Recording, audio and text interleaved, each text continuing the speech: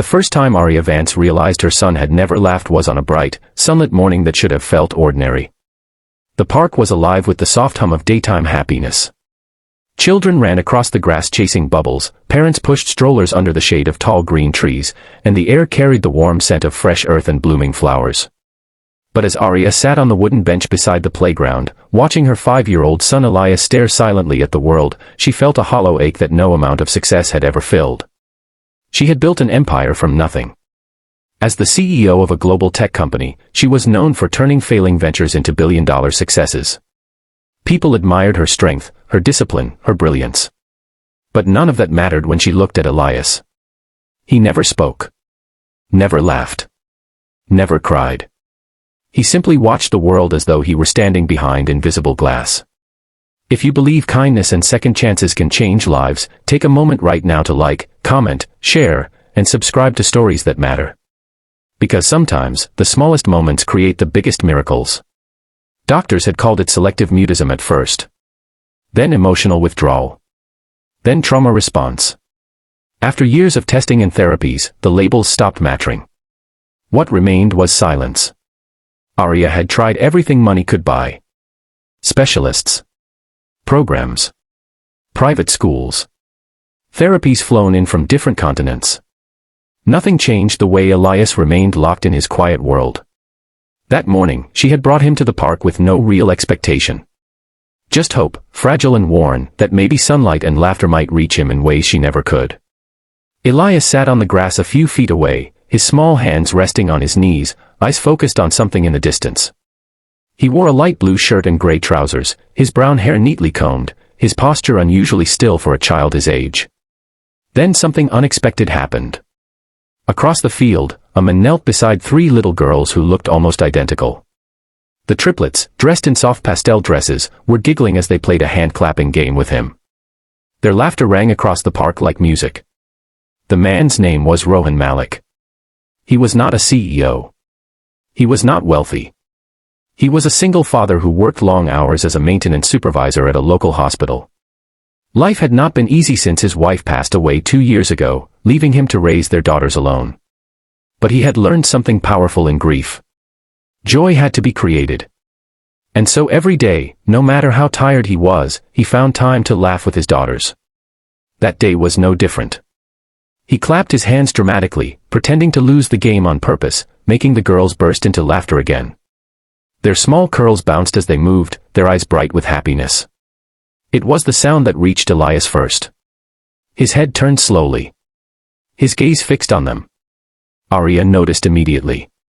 Her heart tightened as she watched Elias lean forward slightly, as though drawn by an invisible thread. For years, he had ignored the world around him. But now, he was watching. Rohan noticed too.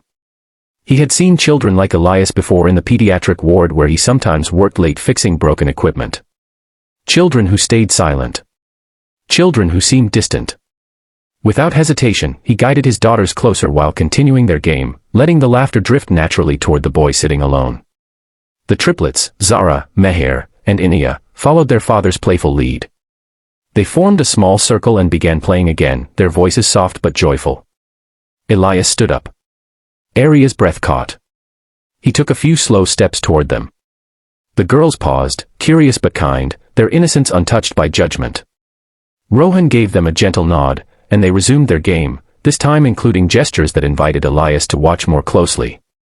Elias stopped just a few feet away. For the first time, his expression shifted. Not into a smile, but into something close to wonder. Rohan pretended to get confused in the game, making exaggerated mistakes that made the girls laugh harder. Then he deliberately clapped in the wrong rhythm. Zara giggled and corrected him. Inia clapped again. Meher spun in place for no reason at all. And suddenly, something remarkable happened. Elias lifted his hand. It was small. Hesitant. But it moved. He mimicked the clapping pattern. Once. Then again. Aria felt tears blur her vision. She had never seen him copy another child before. Rohan remained calm, though his own heart pounded. He shifted slightly, allowing space for Elias to join. The girls instinctively welcomed him without words, adjusting their rhythm to include his slower timing. The game became quieter. Gentler. More patient. Sunlight filtered through the trees as time seemed to pause. Elias clapped again. Then again. And for the briefest moment, his lips curved. It wasn't a full smile. But it was something. Aria covered her mouth to keep from sobbing. Years of silence cracked open in that single movement. She approached slowly, afraid to break the fragile moment. Rohan glanced at her and offered a quiet, understanding nod. No recognition of her status. No curiosity about her designer clothes or the luxury car parked nearby. Just shared humanity. Over the next hour, the children continued their soft game. No pressure. No demands. Just presence. Elias began to mirror more movements. A step. A turn. A clap. His world, once sealed shut, showed its first tiny opening. Days turned into weeks. Aria returned to the park every afternoon. And every afternoon, Rohan and the triplets were there. What began as silent observation turned into routine. Routine turned into comfort. Comfort turned into connection. Elias started sitting closer. Then standing among them. Then participating fully. One day, when Meher dropped her ribbon and began to cry softly, Elias bent down and picked it up. He handed it back to her. It was the first time he had initiated an interaction. Aria watched from a distance, her chest tight with emotion. She had built boardrooms and strategies, led teams across continents, solved crises that made headlines. But nothing compared to the miracle unfolding on a simple patch of grass in a neighborhood park. The biggest change came on a warm, golden afternoon. The girls were chasing bubbles Rohan had brought in a small plastic bottle. Elias followed them, his steps unsure but eager. Zara tripped and fell gently onto the grass. Rohan rushed forward, but before he could reach her, Elias was already there. He extended his hand.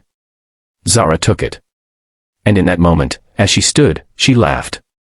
Elias laughed too. It was soft. Uncertain. But real. The sound was like sunlight breaking through years of storm clouds. Aria collapsed onto the bench, tears streaming down her face. The silence that had defined her son's life was finally breaking. Not through therapy. Not through wealth. But through kindness. Through patience. Through 3 little girls who didn't see difference as distance. And through a father who understood that sometimes healing begins with simple joy. Rohan never asked who Aria was.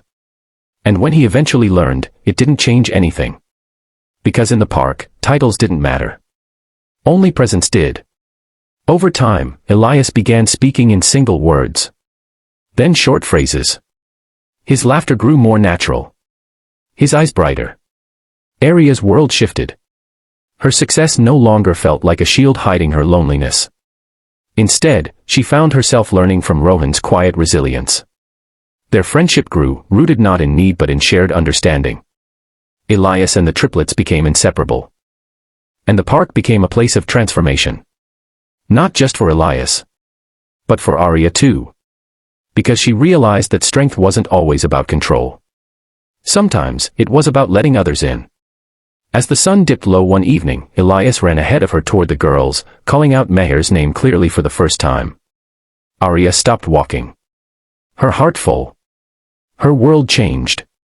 If this story touched your heart, please take a moment to like, comment, and share your thoughts below. Your support helps keep stories like this alive. And before we end, tell us in the comments, do you believe kindness can heal what money cannot? Because sometimes, the greatest breakthroughs don't happen in boardrooms or hospitals. They happen on sunlit afternoons. In parks. Between strangers who become something more. And in the quiet laughter of children who remind us that connection is the most powerful language of all.